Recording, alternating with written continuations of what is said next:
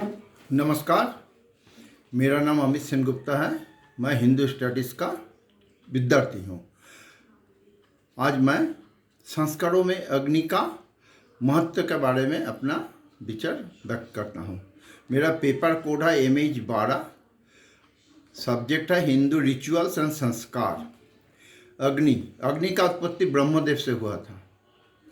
वेदों में अग्नि को मूर्धन्य देव कहा गया।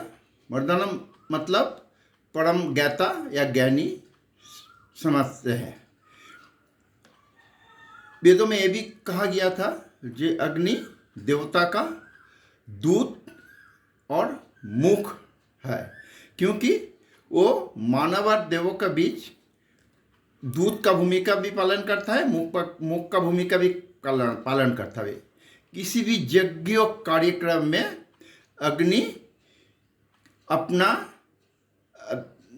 मुंह से जो ग्रहण करता है वो देवों को पहुंचाता है।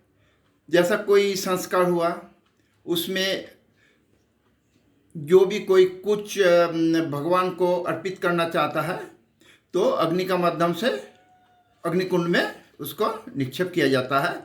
अग्नि उसमें उसको भस्मीभूत करता है और उसके बाद वो उसका जो जिस देवता का जो अंश है उसके उस देवता का वो अंश प्रदान करता है। ऐसी संस्कारों के प्रथम और सर्वाधिक स्थायी अंग अग्नि है। लोगों का विश्वास था कि अग्नि रोग, राक्षस और अमंगल शक्तियों से रक्षा करता है। अतः विविध संस्कारों के अवसर पर अग्नि का आराधना किया जाता था और उसे बहुमानित स्थान दिया जाता था, क्योंकि संस्कारों का एक उद्देश्य अशुभ प्रभाव से संस्कारों की रक्षा करना भी था। हिंदू सनातन ने अग्नि को धार्मिक कृत्यों और निर्देशक और नैतिक विधान के संरक्षक समझते थे। किसी भी धार्मिक कृत्यों का अनुष्ठान तथा अनुबंध और किसी प्रकार के समझौते में प्रवेश अग्नि के द्वारा ही किया जाता है।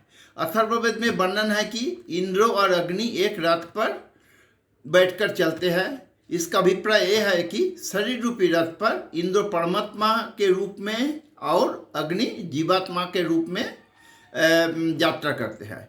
ऋग्वेद में अग्नि को पिता कहा गया है, जो हमारे कल्याण करते हैं। श्री अरविंद अग्नि शब्दों से मानव से विद्यमान संकल्प शक्ति और विवेक अर्थ किया है। अथर्ववेद में यह भी कहा है कि अग्नि सब कुछ में विद्यमान है। वो कैसे?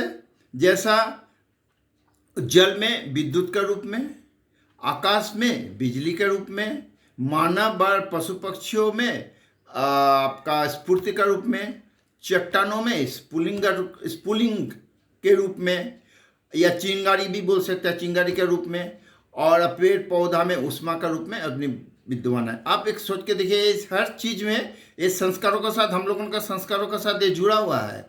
जब हम कोई भी संस्कार करें, कोई संस्कार में हवन जरूरी है, आग जरूरी है, पानी जरूरी है, ये सब में विद्यमान अग्नि है।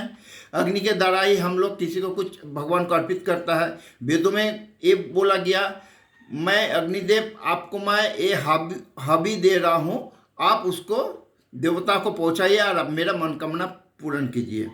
तो इसी तरह हम लोग भी संस्कार के जरिए अपना मनोकामना पूर्ण करने हेतु अग्नि को साक्षी मानकर हम लोग कोई भी चीज़ ओम स्वाहा बोल के उस देवता को अर्पित करते हैं। जो भी मेरा है उनको देवता को अर्पित करता है।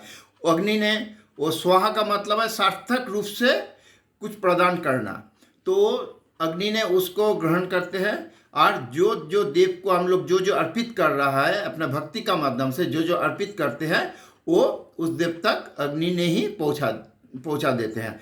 उससे क्या होता, अग्नि का महत्व संस्कारों में अति महत्वपूर्ण अग्निदेव का महत्व है। तो इस तरह बच्चा जब जन्म लेता है और उसके बाद उसका हम लोग 16 संस्कार में हम लोग अपना जीवन व्यतीत करते हैं। तो इस 16 संस्कार में बच्चे के जन्म से बच्चे बड़े होते हैं, उसका जो विद्यारंभ होता है, उसका चूड़ाकर्म होता है, उसका पट वेद आरंभ होता है, उसका विद्या आरंभ होता है और उसका विवाह आदि कर्म होता है। उसके बाद उसका जब अंतिम समय आता है तो उसमें भी एक पूरा 16 संस्कार में अग्नि का ही भूमिका सबसे प्रबल माना गया है।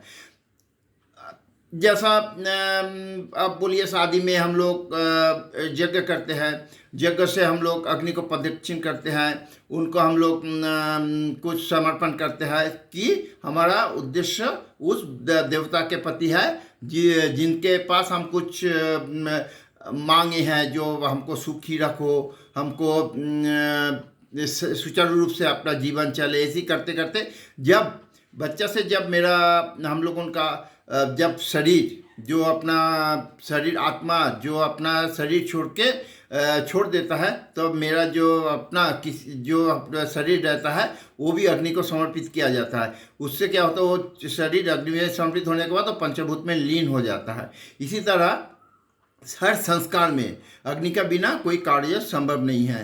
ये हम पुरातन जो वेदों से भी, वेद का जमाना, वेद जब चालू हुआ तभी से अग्नि का इतना महत्व दिया गया है, जो उसीलिए अग्नि को मुख